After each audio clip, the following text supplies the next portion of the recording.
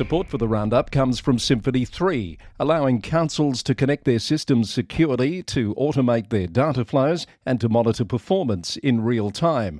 And right now, councils are lining up for their own emergency dashboard, like the one that Symphony 3 has created for the city of Greater Bendigo. The dashboard helps keep the community safe and prepared before, during and after emergencies.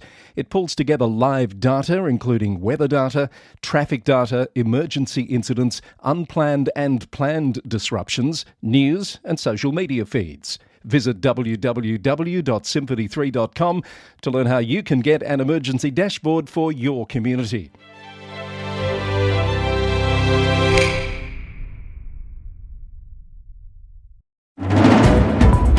Ahead on the roundup, Victoria's rate cap set for next year. Darebin Council defers a controversial flag debate. A mayor urgently calls for state government support as coastal areas deal with increasing rates of homelessness. Snowy Valleys Council seeks executives to lead its demerger. Border mayors step up advocacy for a new single-site hospital. CEO appointments in 3 states. And a UK government plan to allow councils to postpone local elections comes under fire. Hello there, I'm Chris Eddy, back with another Summer Series update from the Local Government News Roundup, brought to you by the Victorian Local Governance Association, the national broadcaster on all things local government, with support from Symphony 3, simple, connected customer experiences. It's Tuesday the 23rd of December and Victoria's rate cap for next year has been set. While there's been no official announcement yet, a cap of 2.75% for the 26-27 financial year was revealed yesterday in the Government Gazette. That's a reduction on this year's cap of 3%. A special meeting of Darebin City Council yesterday saw a contentious debate on flag policy deferred to next year after less than 20 minutes. The Palestinian flag has been flown at the Preston City Hall since December 2023 in accordance with a council resolution. And in that time, CEO Anne Howard confirmed there'd been a number of incidents directed at staff with increasing anger in the wake of the Bondi Beach terror attack. A flag policy item was withdrawn from the council's meeting agenda last week, after which a special meeting was called for Monday morning to consider a recommendation to replace the Palestinian flag with an international peace flag. But that recommendation was never debated. An alternative motion from Councillor Angela Villela lapsed for want of a seconder, after which a deferral motion was put and passed by 5 votes to 4. The matter will return to the council chamber in February. Meanwhile, at Merribeck, Councillor Sue Bolton has been criticised for wearing a Palestinian keffiyeh during a special council meeting that included a solidarity statement for Bondi Beach terror attack victims. In her defence, Councillor Bolton says she's worn the keffiyeh since the current genocide began and that she can advocate for Palestinians while also supporting Jewish victims. Colleague Oscar Yildiz calls the decision deeply disrespectful and insensitive, according to the Herald Sun. Macedon Ranges Shire Council has reappointed CEO Bernie O'Sullivan for another 3.5 years. Mayor Kate Kendall said the reappointment provides continuity and stability as the organisation advances into the next council term. Mornington Peninsula Shire Mayor Anthony Marsh has urgently called on the Victorian State Government to provide support and direction as the area faces the highest number of rough sleepers in Victoria. In a letter to Housing and Building Minister Harriet Shing, Councillor Marsh says the issue is creating challenges at foreshore camping grounds during peak holiday seasons. He told the Mornington News that dealing with homelessness is a responsibility of the state government, which has, quote, turned its back on the peninsula. The Daily Telegraph reports on moves by Central Coast Council in New South Wales to clear homeless individuals from Picnic Point prior to Christmas. Excavators, garbage trucks and police have been deployed to remove illegal campers and clean up the area, while some people have been provided temporary accommodation through Homes New South Wales services. Former residents say these solutions are not permanent and they continue to struggle to find stable housing. The mayors of Wodonga and Albury have published an opinion piece reaffirming the Alliance of Councils' commitment to advocating for a new single-site hospital on a new location for the region, arguing that regional communities deserve equitable care. The mayors have called on the government to restore the 2021 Clinical Services Plan, bringing all levels of government to the table, and to commit to a purpose-built hospital that supports both residents and frontline healthcare staff. Mayors and councillors from across New South Wales have gathered at Bondi Pavilion to show solidarity with the Waverley community following the terrorist attack at Bondi Beach. Led by Waverley Mayor Will Namesh and LG New South Wales President Mayor Darcy Byrne, they laid tributes and delivered messages of love, support and unity in response to the anti-Semitic violence that targeted the Jewish community. Mayor Namesh thanked the mayors for their demonstration of support and their clear moral leadership. Alison Bryant has formally resigned as Clarence Valley councillor, with Mayor Ray Smith expressing regret at her departure and praising her advocacy for the timber industry and community services. The General Manager will now notify the New South Wales Electoral Commission to commence a countback election to fill the vacant position. Snowy Valleys Council is recruiting a permanent General Manager and a transition officer to oversee its demerger into Tumbarumba and Tumut Shires, following an 86% referendum vote in favour of the split. The council must now prepare a transition plan to distribute assets and liabilities. The Border Mail reported the new General Manager is expected to be in place by February. That seems a very ambitious timeline, and the transition officer should be in place by March.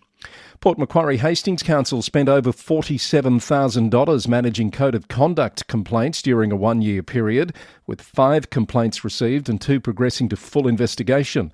That's according to News of the Area, which says one investigation found a breach of the code of conduct by a councillor, resulting in formal censure.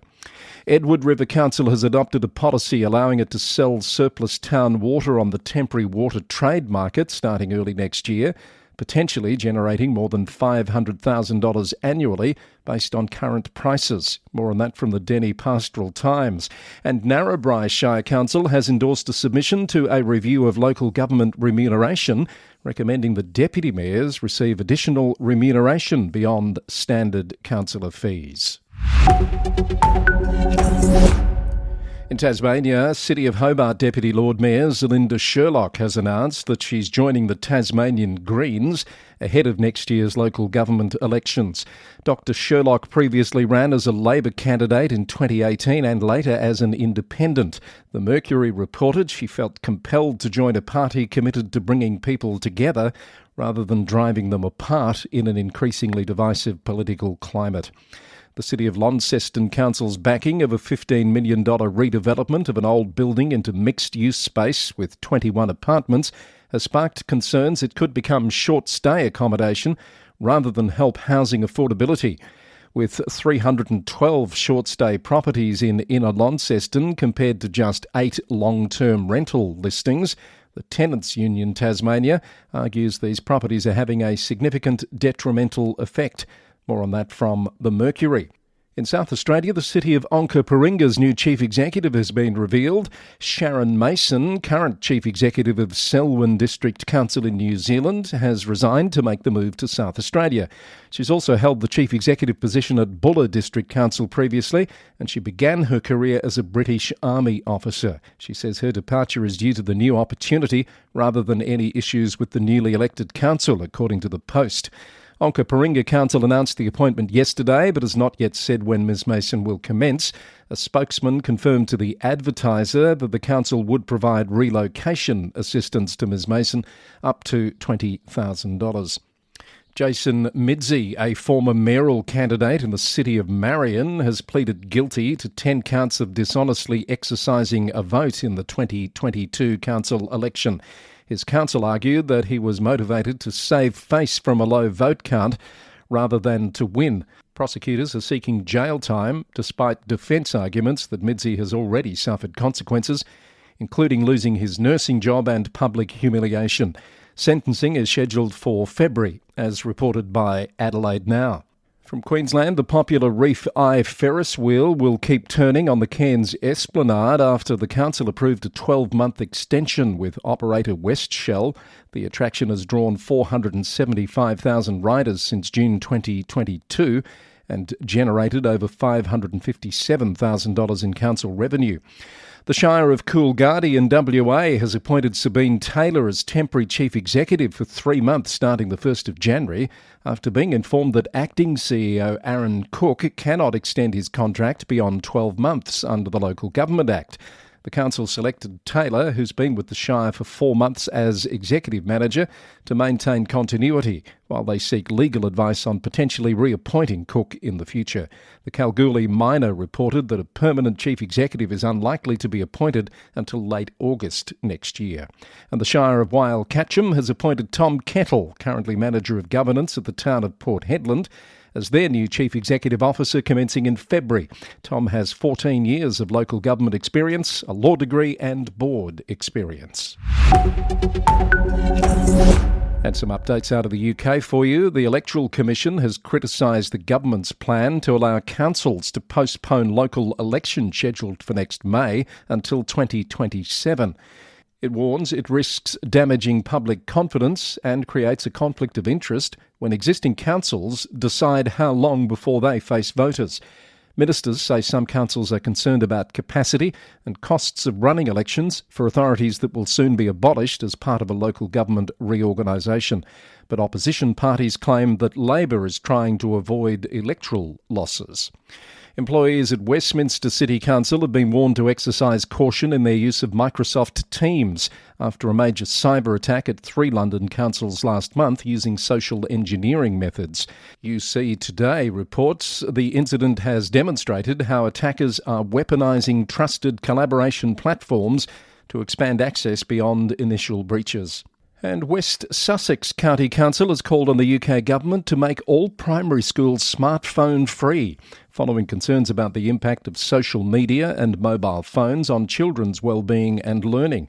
The council's cabinet members will write to the Education Secretary after a motion was passed requesting reconsideration of a school phone ban that was previously removed from proposed legislation. That's your latest summer series update from the Local Government News Roundup, recorded on Tuesday the 23rd of December. There's more news brewing. We'll bring it to you on our website and future editions as soon as we can. The podcast is brought to you by the Victorian Local Governance Association, the national broadcaster on all things local government, with support from Symphony 3, simple, connected customer experiences. Head to lgnewsroundup.com for more, including story links from today's episode. The podcast is recorded in the city of Greater Geelong, Victoria, on the land of the Wadawurrung people of the Kulin Nation. Until next time, thanks for listening, and bye for now.